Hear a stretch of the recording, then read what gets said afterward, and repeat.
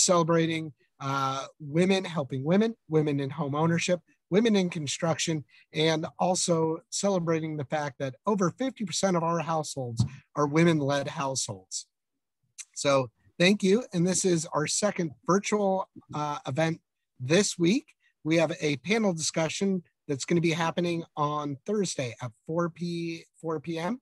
Please check out habitatskc.org/womenbuild for more opportunities throughout the week. We are also having in-person volunteer opportunities as well.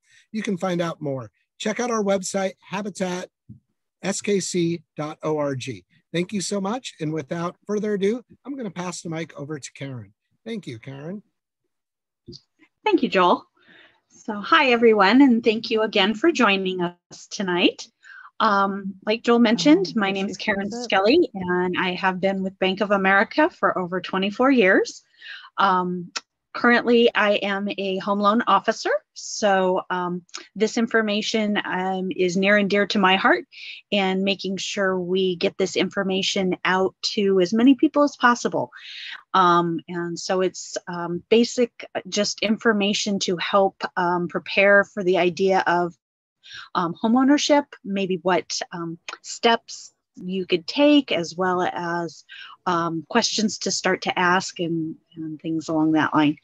I've been doing these online virtual meetings quite a while now. TV. Don't do that. Don't do that. Stop, but I'm not playing. Oops. We are going to ask that you mute. Thank you. There we go. So I do enjoy conversation. And so please feel free to unmute and ask questions at any time. If you're not comfortable doing it that way, you can always use the chat feature as well. And I'll keep an eye open for questions and things in there. So to kind of kick things off, I'm going to be using information from Bank of America's website. We several years ago got together with the Khan Academy, which some of you may be familiar with in regards to other education purposes. Personally, my daughter used it when she was taking chemistry, because mom did not remember high school chemistry, to kind of supplement and go through some information. And Joel needs to make a quick announcement, so I'll pause for a second. Hello, everybody. I did have to make a quick disclaimer. We are going to be recording this today. So I did want to let everybody know that. So thank you. Sorry, I'm quiet. So thanks. So Bank of America partnered with the Khan Academy, and we created what's called Better Money Habits. And this is basically access to anyone, don't have to be with Bank of America in any capacity or anything, to provide financial education information. And so that's where this information we're going to be looking at today comes from. And hopefully you can kind of get an idea from seeing my screen and things, how to go in and navigate some of this information. So even after we're done today, you can have more information at your fingertips going forward. So to start things off, I have a short little video here that just kind of talks about the benefits of homeownership versus the benefits of maybe renting. And it's kind of a good place to start the conversation. So. Is buying a home right for you? Should I rent or buy a home? It's not an easy question to answer, and there's a lot to take into account when weighing such a big decision. Regardless of your financial situation, renting and buying each come with a set of benefits and drawbacks. A monthly rent check covers most of your housing expenses in one payment. When you buy, not only do you have a monthly mortgage, but you also have other costs that go along with owning, like maintenance, homeowners insurance, and repairs. And if renting is less expensive, it could help you free up some money to save for other things. Renting also gives you the flexibility to easily move when your lease is up. As with anything else, renting has its downsides. For starters, you have less control over your living environment. If you rent, you'd have to get your landlord's approval for some changes, like painting your kitchen. Financially, there are cons too. Namely, your rent can go up, Or your landlord may not offer you a new lease, which could lead to moving costs. Of course, buying has its pros too. You can pretty much do whatever you'd like with your space. If you want to recreate the 70s, there's nothing stopping you. Plus, there are many financial benefits of buying, both in the short term and in the years to come, offering you a chance to make a significant investment in your future. For instance, depending where you live, you might find it's actually more affordable to buy a home than rent. And if you have good credit, you may get a low interest rate, which could help make for a more affordable monthly mortgage payment. Another big plus is the ability to potentially deduct mortgage interest paid to lower your taxes. A tax expert can help you see how much you might be able to save. With each payment, you chip away at the loan's balance, helping to build equity in your home. Equity is the difference in the appraised value of your home compared to what you owe on your mortgage. You may also build equity if the value of your home increases. One of the benefits of building up equity is that down the road, you may be eligible for a home equity line of credit, which can be used for a lot of things, like paying for unexpected expenses, renovation, education, or consolidating and paying off higher interest rate loans. But there are cons to buying too. What happens if your water heater goes kaput? Well, if you own, that usually means having to lay out a good chunk of change. Or let's say you've been offered your dream job 3 states away. You'd likely have to sell or rent your place before you move. Now, consider that you'll need to be prepared with a down payment and some extra funds for closing costs. For the down payment, ideally you'd put down at least 20% of the cost of the home you're buying. That can get you a better interest rate and spare you from paying private mortgage insurance, an added expense lenders typically require to protect themselves in case you default. However, if saving 20% for a down payment seems daunting, you may have other options, including government-sponsored loans. On top of a down payment, you'll also need cash on hand to cover closing costs and unanticipated expenses. Your mortgage lender will provide you with an estimate of your closing costs. In addition to all those considerations, costs for both renting and buying can vary wildly depending on what real estate market you're looking into. So start by asking yourself the following questions and be honest. Do you feel you need to save more for a down payment? Could changing conditions affect your job security? Is home maintenance something you want to avoid? Would a mortgage prevent you from saving for other things? Do you need to build or rebuild your credit? Are you planning to move in the near future? Now, if you answered yes to any of those questions, renting should be a serious consideration, at least for now, because buying isn't always the right fit for everyone. In the end, deciding to buy a home is a personal decision, and only you can choose when and if it's right. Since it's a very expensive and important purchase, you owe it to yourself to consider all of your options. Once you do, your answer to the question, to own or not to own, will become a lot clearer.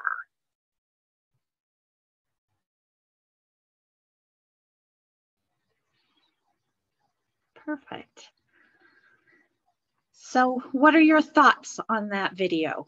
Did it bring up some good questions, or does anyone have questions about the information that was in there? I guess, is it a good idea to take out the equity loans? And like, what would be, I know that kind of covered a little small piece of what you should take that out for, but like, can you give some other examples of why you would need to take out a equity loan? Equity loan? Yeah, that's a very good question. There are several reasons people take out equity loans. Typically, it's for larger expenses. So like they mentioned, people take it out to pay for higher education costs, going to college, whether it's yourself or say a dependent. Some people use it in helping start or use their business. Let's see, I have had people in the past that were looking to adopt, which is quite an expense by itself as well. So they took out money and used it for that. I always suggest a good rule of thumb when you're thinking of borrowing money, and this is just in general. So whether it's borrowing to buy the house or using the equity of your home, or I'm talking to 18-year-olds that are just getting started with credit, if it's money that you're borrowing to improve your overall quality of life. So if it's helping you get a car so you can get to and from work, or if it's helping you further your education so that you can get a promotion and a raise, or if it's providing a roof over your head, those types of things are typically the instances where, yes, it's worth looking into borrowing the money and having a loan or taking out credit. If it's something that you're just going to do on a whim, go on a vacation with friends, or buy that new phone that's coming out, those types of things, I always say take a second look at it and really think hard if it's something you want to borrow money for. But honestly, a home equity is pretty open on what you can take the money out to use it for. So does that help answer your question? Yes, thank you. Okay, thank you. Any other questions or comments on the video?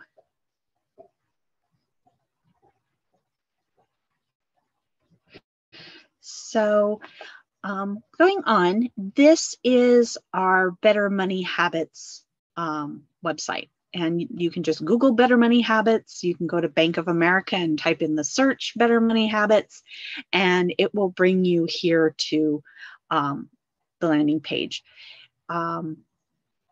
It's kind of nice because you can actually customize it, put in priorities and mark things and different articles and information in here.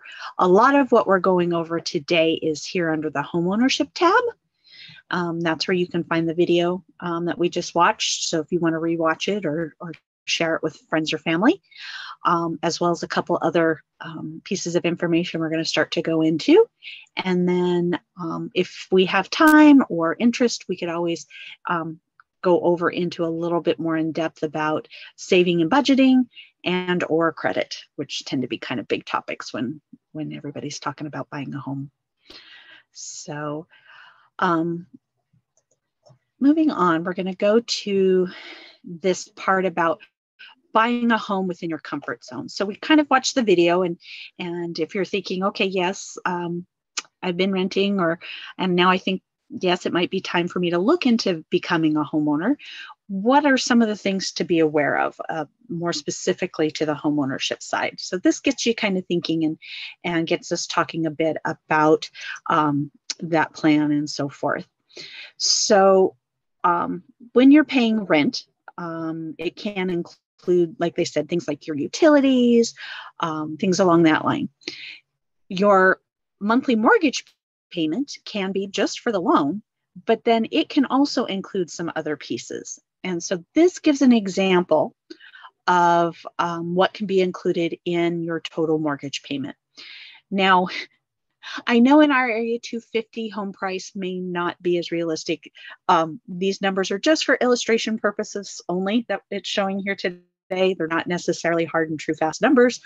It could vary across the country as far as home price and interest rates and things, but it just wants to give an illustration. So here in this example, if you are buying a home for $250,000 and are putting the traditional 20% as a down payment, or $50,000, means you're going to end up taking out a loan then for the remaining $200,000. If we do a loan at $200,000 and we spread payments over a 30-year period, that's typically the longest most loans will go. There are some one-offs out there that might go longer, but typically 30 years is the standard average. And we're looking at an annual percentage rate, that's what this APR stands for, of 4.051. That would give you a monthly payment of $1,278. Now, what goes into this monthly payment of the $1,278? This includes 4 different pieces. So the blue section here is the loan payment, which is the principal and the interest. So interest is what's going to the lender to pay them back for borrowing the money. Principal is what's going to pay down that loan amount each month. And then we've got these this pink and this red section. So it can also include money for property taxes. So in this case, it's taking $250 a month and setting that aside in a separate account to help accumulate the money that's needed to pay your property taxes. Because as a homeowner, you have to pay property taxes. And typically in Western Washington, so Pierce, King, Snohomish County areas, property taxes are paid twice a year, once in April and once in October. So this sets the money aside on a monthly basis for you, so that come April and October, you aren't handed this great big bill and expected to pay the funds. You've been saving for that as part of your monthly payment. The red portion, the little bit smaller one, is your homeowner's insurance. And this homeowner's insurance, similar to the property taxes, is set aside in an account separately. And then once a year, it is paid to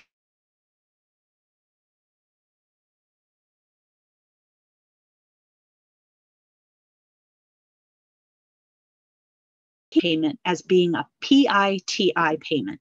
And that simply just is the initial of what we were talking about. It includes principal, interest, taxes, and insurance all bundled together.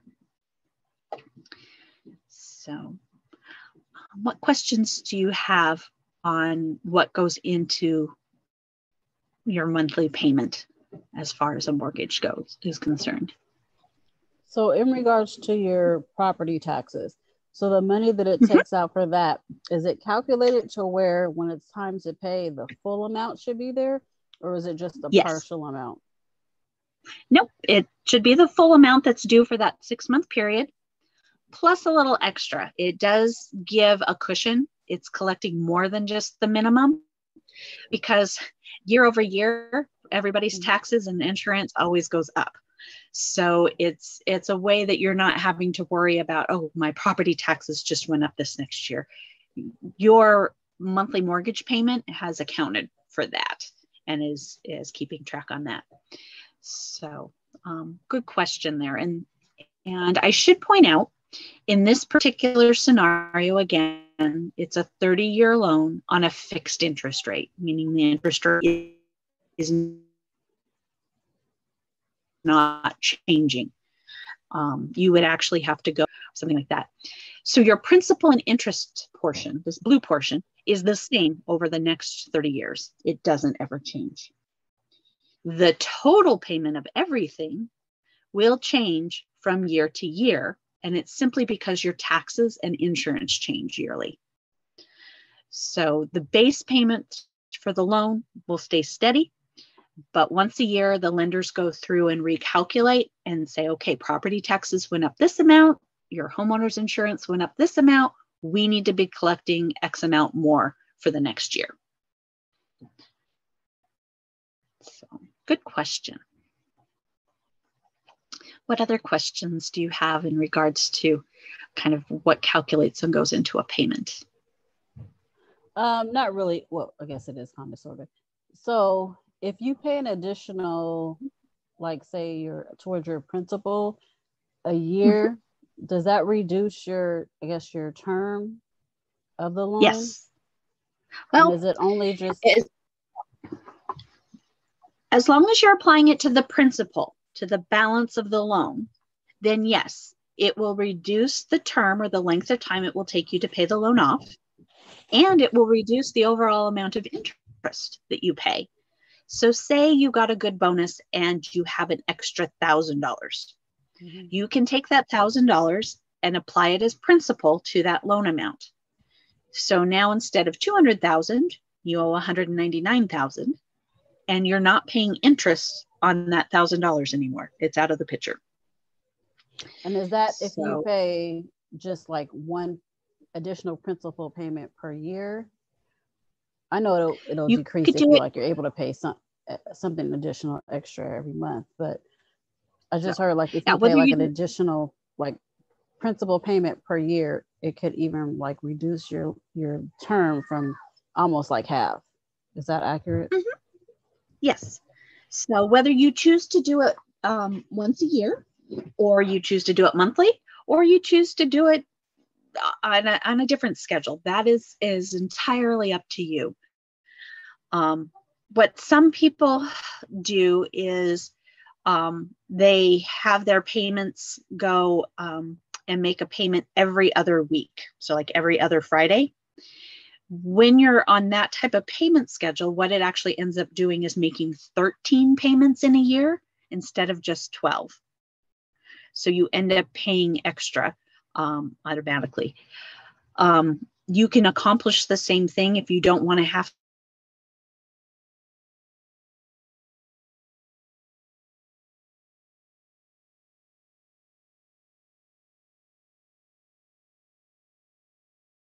every month. So I still accomplish that same thing of having 13 payments in a year. I just broke it down in my budget to fit better to where I pay that little extra every month.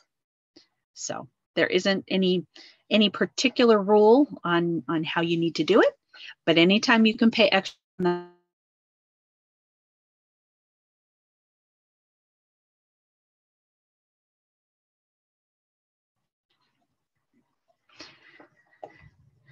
So a common question that loan officers get is, what can I qualify for? What type of payment can I have?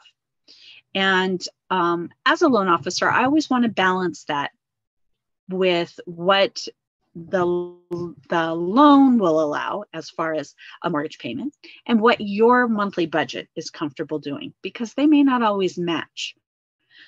You may go in thinking, okay, yes, I can do, let's say the $1,500 a month for a mortgage payment.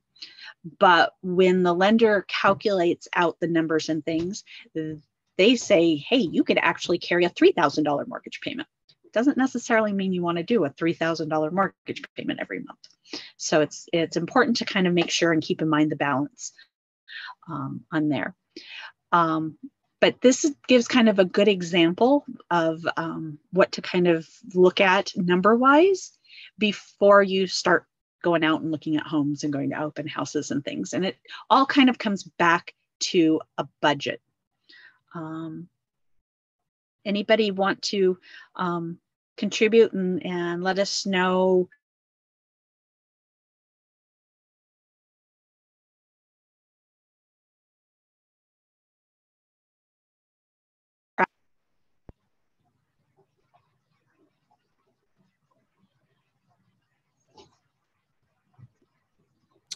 Karen, I think there may have been some video issues. Can you repeat the question? So it's important as you get started on this journey.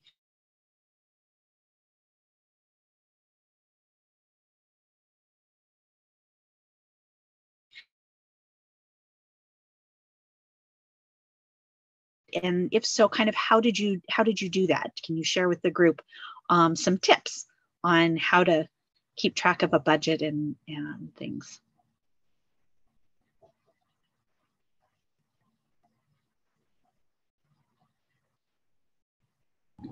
You kind of froze again when you were asking the question. I froze again? Yeah. I'm sorry.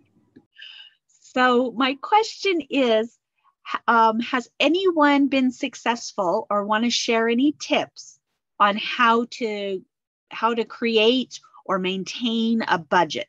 It doesn't have to be even a monthly budget.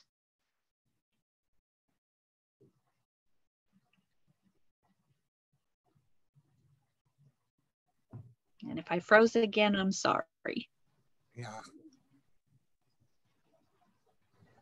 Well, I think the main thing is actually creating a budget and just kind of determining what your more important expenses are and calculating those and how much you have, left over to get you to your next paycheck. That's what I do. And also in that, I include, what I want to put in my savings. Good. And then just good. Really trying to control my excessive spending. And I just kind of look at, is this something I need or is this something I want? And just taking care of my needs first. There you go. Good job, Trina. You hit the nail on the head. When it comes to budgeting in all the classes I talk about on budgeting and things, it all kind of boils down to that needs versus wants. And when I was talking about those big expenses that can improve your quality of life, a lot of those things are needs. We need to have a roof over our head. We need to be able to get to work. Those types of things versus I want to go on that trip with my friends, or I want to make that purchase of the new phone. A budget really has you kind of examine your needs versus your wants, and then putting them into some type of format. I'll share a secret. There is no magic formula for a budget. There are lots of different ways you can create one. We have a whole budgeting section you saw on our Better Money Habits site, as well as there's tons of different ways to create or do a budget. The biggest key is finding one that you're comfortable with and that you will stick with, because it doesn't help if you create a budget and then you don't stick with it and don't use it. So the key is finding something that you're comfortable using and staying with it.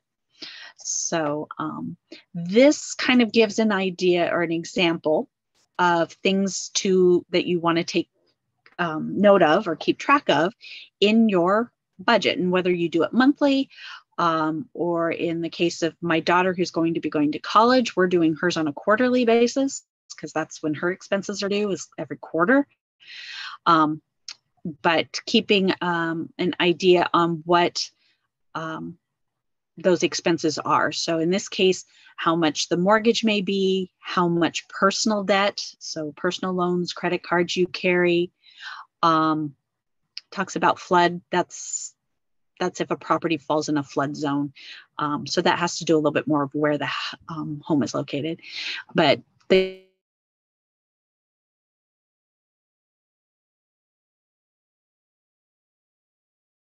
things like transportation, putting money into your utilities, clothing, health care, personal care, and other miscellaneous items. And so just keeping track of what those expenses are so that you can then set your budget up against your income, the money that comes in each month.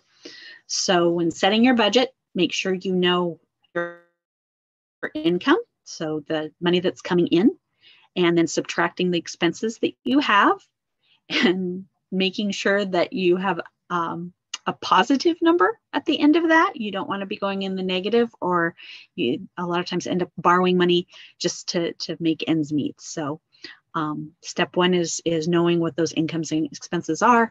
Step two is setting your priorities, maybe moving things around in the budget.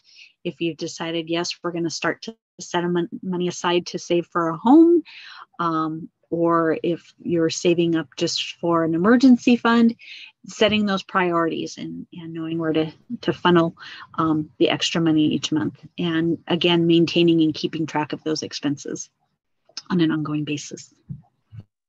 So, questions so far? Karen, this is Joel. Yeah. One thing that I really like are things like the website Mint, or there's other alternatives that just kind of keep track of your spending. So in theory, it helps you. I don't know if it truly does, but at least you get to see how you're spending your money. And gosh gone, you definitely get upset every now and again. You're like, where am I wasting all my money? Well, I see where I'm wasting it all. Exactly. So thanks for sharing that, Joel. So yeah, there are websites out there, like Joel mentioned, mint.com is one of the big ones that people use. If you are a member of a credit union or a client, say, of a bank, a lot of times their online mobile access has budgeting tools built into it. I know on mine, I can go online and it will give me a monthly breakdown of my expenses and where my money went to. And it is kind of eye-opening sometimes to see, oh, I spent that much on lattes this month.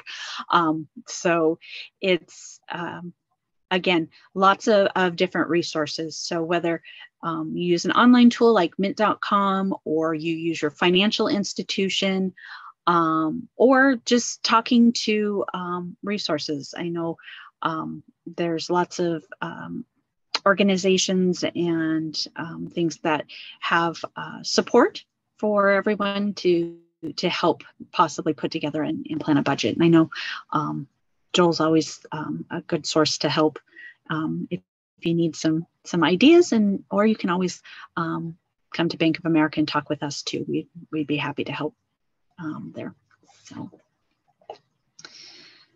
So if you've set your budget and kind of see what's going on as far as tracking your spending, it can help you get an idea of the magic question of, okay, how much of a mortgage payment can I have?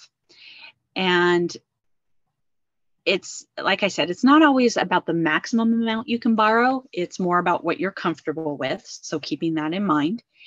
But kind of a way to get an idea as a starting point is this calculation here. So if you take whatever you make each month, and this is your gross income, or before taxes and deductions and things are taken out, so the big number, we like using the big number, the gross, and multiply that number by 28%, or multiply it by 0.28, that's kind of an idea of what a manageable monthly payment would be. And that is a total monthly payment of the mortgage plus taxes plus insurance plus something called private mortgage insurance. That's if you're putting less than a 20% down payment. You have some extra insurance to pay each month. So you want to add up all your sources, your income. If there's a co-borrower, or say, for example, a partner, a spouse, someone else, a family member, any rental income, investment income, trust fund income that you get, and take that big gross number. So in this case, it used $5,000 a month, multiplying that by 28%. You want to say maximum mortgage payment comfortably would be about $1,400 a month. So now, again, it's not a hard, fast rule that this is the number that will work, but it gets you kind of thinking and gets you started in knowing, okay, this is how much I can convert over to a mortgage payment. The reason this isn't a hard, fast rule is this next one. There's what's called your debt to income ratio. So when looking at doing a home loan, lenders take into account, okay, what is your gross monthly income? And what are the debts that you're currently paying? Plus, what will the new mortgage payment be? And when you take into account all of your monthly debts, current monthly debts, plus the mortgage payment, and divide it in by your income, it gives us what's called your debt to income ratio. So this is an example to show you have, say, currently about $400 of monthly payments. That includes a car payment, a little bit on credit cards, and a student loan. You're planning to use $1,400 a month for your mortgage payment. So projected, all your debts added together will come to $1,800. If we take that $1,800, divide it by the $5,000 gross monthly income, it gives us a debt to income ratio of 36%. And typically, kind of as a benchmark, you want to stay around that 36% or less. Sometimes it can go higher, depends on the loan programs and things like that. But if you're sitting at 36% or less, it will make that process a lot easier.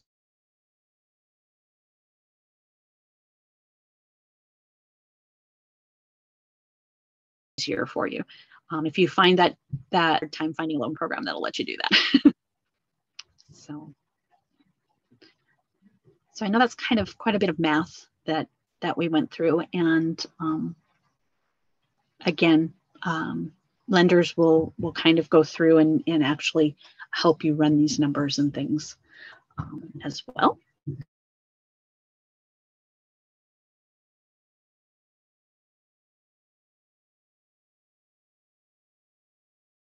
A basic idea of numbers, where to start with.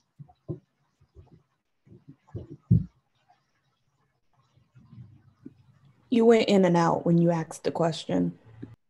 Okay. I was basically checking in and see if this made sense, if anybody had questions.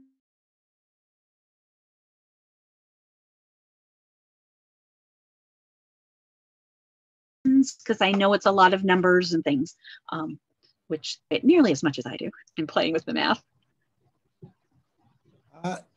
I wanted to this is Joel. I wanted to quickly interject about the habitat model and how we also kind of look at those income to debt ratios as well, and work with families to make sure that they're spending no more than 30 to 35% of their income on rent as well.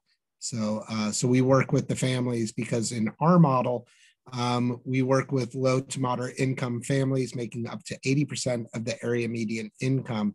And when they partner with us, go through classes like this one, which is very helpful, we do make sure that after they give all their sweat equity, they're lucky enough that actually when they sign that mortgage with us, it caps out at 30 to 35%, depending on their exact loan of their income. So we really try to follow hard and fast these rules as well. And that makes it that, yeah, and that's kind of based on what their income is. Mm-hmm. Yep. Yeah, years ago, it used to be that you could go out and possibly get a home loan without having to prove your income or things like that. And some of you may be familiar with I call it the big mortgage mess that was in 2008, 2009, where everything just kind of fell apart. And so gone are those days of saying, oh, I make this much money, and the lender going, okay, here's a loan, and going from there. Lenders were now really regulated to make sure that there is a stable source of repayment for the loans. Lenders ended up with tons of houses people couldn't afford. They walked away. The lender ends up with the house, and we don't want to ever have that situation again or go back to that. So that's why this portion is kind of important, and you want to have at least basic understanding of why those numbers are being calculated. Is because we want to make sure people that once you get into your home, it's your home. The lender doesn't want to have to foreclose or take it back or things like that. So that's where all of these calculations and numbers come from. So, Karen, I'm sorry to keep asking questions. This is Joel again, and I'm sorry, Trina. I'll let you speak next. I just kind of speaking about what you're talking about. I know some of the families on here, my family in particular, we have self-employed people. If you can speak to how you verify your income, because that was just kind of what you were saying. I'm kind of curious. Okay, yeah, that's a good question. I have a lot of self-employed borrowers. Being self-employed is it takes a bit more documentation to show than someone who can just come in and hand you a pay stub. It a lot of times from the lender's side comes down to looking at the tax returns and what gets filed and reported to the IRS. Now, ideally, you don't want to pay taxes on a whole bunch of money if possible. Everybody's looking for deductions, and it even mentioned in the video that mortgage interest could be a tax deduction. I will put the little caveat there. You need to consult a tax advisor on what the tax laws are, because they really have changed over the last couple of years. I don't do my own taxes. To find out if that's a deduction that you can take or not. So that I'll just kind of leave to the tax experts on that side. But when it comes to self-employed borrowers, what you bottom line tell the IRS you make as a business versus what we will use as your, say, gross income can be different. There are certain line items on, say, your, for example, on your tax return that we add back to and give you credit for that you had deducted as expenses. So there's a whole calculation worksheet that I have that I'm able to look at a tax return and add back pieces to calculate, okay, as a self-employed borrower, this is what we will show as your stable ongoing income. Now, if it fluctuates a lot from year to year, that can make it a little more difficult as well. Lenders typically like to see things stable, the same. So if from year to year there's not a whole lot of change, that's good. Or if it's increasing, whether gradual or even hopefully larger than that, typically we'll average it out. If your business is declining and making less money from year to year, then it's going to get challenging, because we're going to be, at least in my model, we're conservative and we're going to use the lowest amount, because again, we don't ever want to put someone in a situation where they're not making as much money as years past, and then their mortgage payment becomes a burden. So yeah. So, other questions about calculating income or looking at debts? I have a question, but I don't know. This might be a question Joel would need to answer. But say that we get pre-approved and we start the process, and then we get approved for a Habitat home, but then we have some type of change in our debt to income ratio. Like, say that like something happens where like you have to, sorry about my dog in the back, say that you have to end up like charging something because you have like an unexplained expense, or say that you have to get like a car because your car broke down and you need it for work.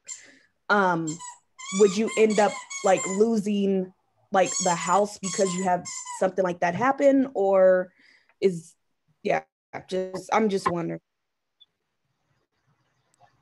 That's a very good question. That is. I wish I had the full answer to that, but I think the simple and easiest answer, of course, is to work with our homeowner services to evaluate the situation. I don't think those are disqualifiers, saying having to buy a new home or a new car, for instance, because once again, we do take into consideration your income, your expenses, things like new debt and reasons why. So it's not always an automatic disqualifier, but it is something that your homeowner service representative can help you with. Don't just give up. That's the number one thing. Definitely talk with us and work with us, and we're here to work with you. So, from a traditional home loan side, in rare instances, yes, something like that has happened, where somebody went out and made a big purchase in the middle of buying a home, and it kind of messed up the deal. I always caution home buyers as we're embarking on that journey and things, and we're starting to look at these pieces. Again, it all comes back to the stability. Try not to make changes to things. You don't necessarily want to go out and open a new charge card somewhere. Don't want to go and switch around banks.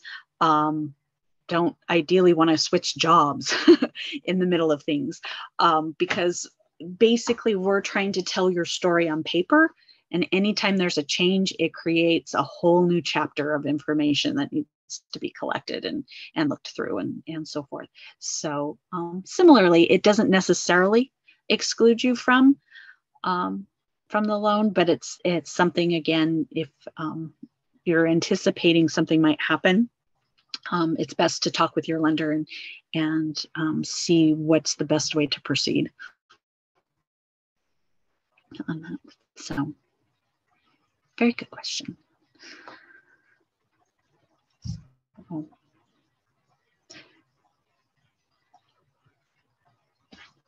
Okay. So we have maybe about 15 more minutes left. I had allotted for time frame. We can continue on if you guys have additional questions, or if we want to go into additional information about home ownership, or if we want to take a little bit more of a look on the credit side.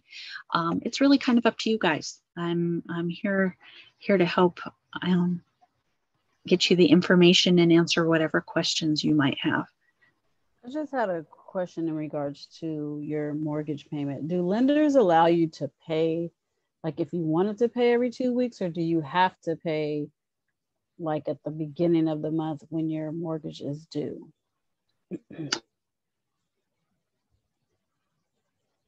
So typically mortgages are due on the first of the month, and a lot of times you have a grace period or a window.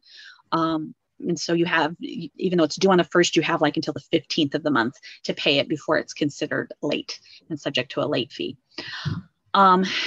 It really depends on the servicer of the loan, who you're making your payment to, on what options they offer. Some will offer you the option to be able to set up a payment every other week. Others, no, they will only take payments once a month. It really can vary across the board on that. So, and if there is a loan that does allow for like that every other week, does that, like, what type of difference does that make, like in your cost or interest? So, like I mentioned, if you're doing the every other week, you end up making 13 payments in a calendar year, not 12. So you have a whole extra payment going towards, you can have go towards paying down that balance. And so in the long run, if you calculate making an extra payment every year after 12 years, you've made a whole extra year's worth of payments. And so it just basically kind of compounds or builds upon itself, that you're not paying interest on as much money, and you're paying it off faster. So you actually win twofold on paying it off faster and paying less interest in the total amount of time. So that's probably why some lenders don't approve it. And some of it has to do with the system set up on, a lot of people like to have like an automatic payment where it's taken out. Mm-hmm. The nuances from the computer or just the logistics side to be able to do that is a lot. So, okay. Do you suggest setting up like a separate, because I have like Bank of America already, and I know you can have like more than one account. Do you recommend having just like a separate account that's specifically just like for your mortgage payments? Or does it it's up to you. Depend on the person and how they handle their finances? It's purely personal. Yeah. It kind of goes back to that budgeting on how things work best for you. If you've got it set up in your budget where all of your expenses come out of one account and money for your emergencies goes into another and things like that, then yeah, you may have them separated. Other people, nope, they just put everything in one and they keep track of it that way. Personally, my husband is also in banking as well. And lo and behold, it took us a couple years to realize 2 bankers do not share a bank account well. So although we have access to each other's, we actually operate out of separate accounts, and we just divided up the monthly expenses, and there's the ones I pay and the ones he pays. And so coming from a household where my parents had shared an account,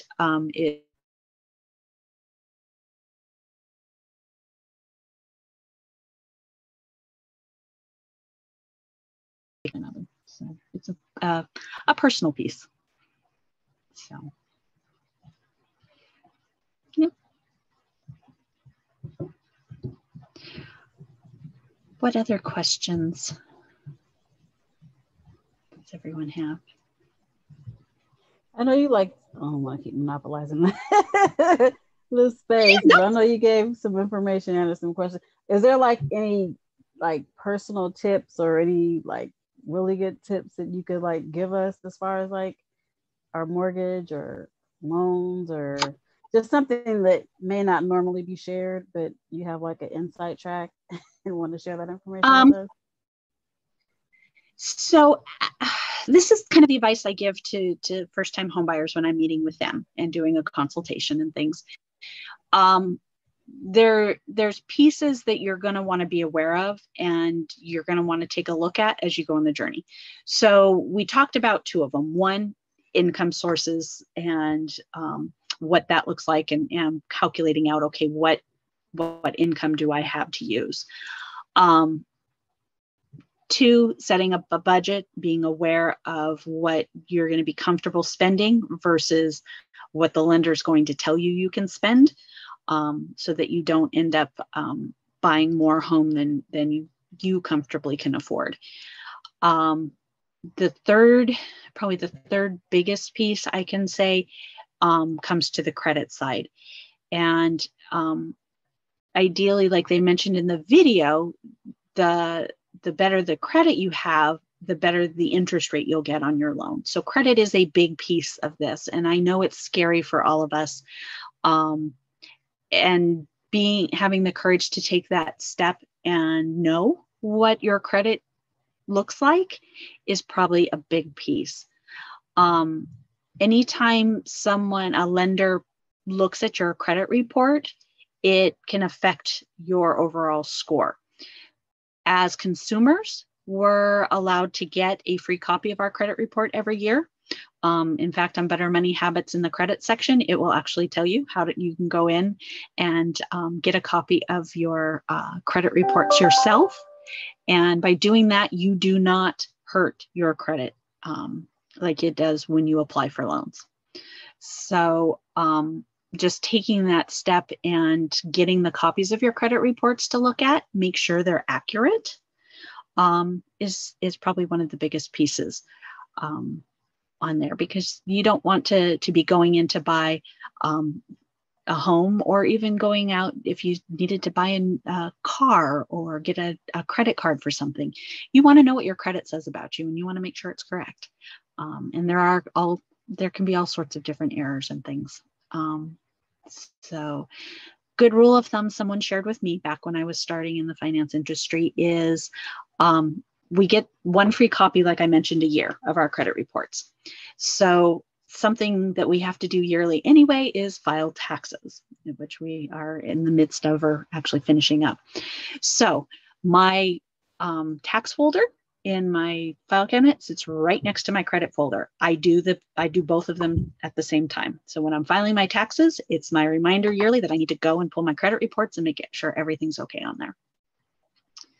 So that's kind of a tip, trick, rule of thumb somebody shared with me that I always try and share as well.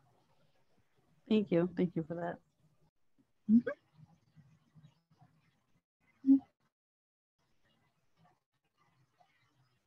So, okay. Any other questions or thoughts? Anybody else have tips or ideas they want to share? I always like learning new things too.